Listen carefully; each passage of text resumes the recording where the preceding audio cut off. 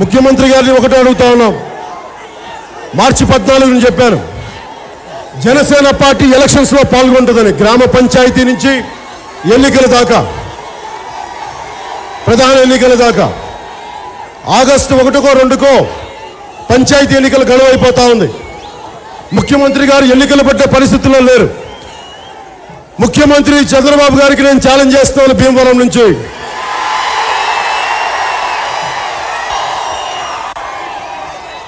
ముఖ్యమంత్రి గారి పరిస్థితి ఎలా ఉందంటే, మన ఎన్నికల్లో పెట్టకపోతే పంచాయతీలకి ఎన్నికలు పెట్టకపోతే కేంద్రం నుంచి రావాల్సిన నిధులు రావు. అందుకని నేను కోరుకుంటుంది, మీరు పంచాయతీ ఎన్నికలు పెట్టండి. జనసేన పాల్గొపోతే పశ్చిమ గోదావరి నుంచి పాల్గొపోతే అప్పుడు చూడండి. కానీ ముఖ్యమంత్రి గారు పెట్టే ఆలోచనలో లేరు. ఒకవేళ ఓడిపోతే మనం ఏం చేద్దాం? దాని ప్రభావం అసెంబ్లీ ఎలక్షన్ల మీద పడుతుంది.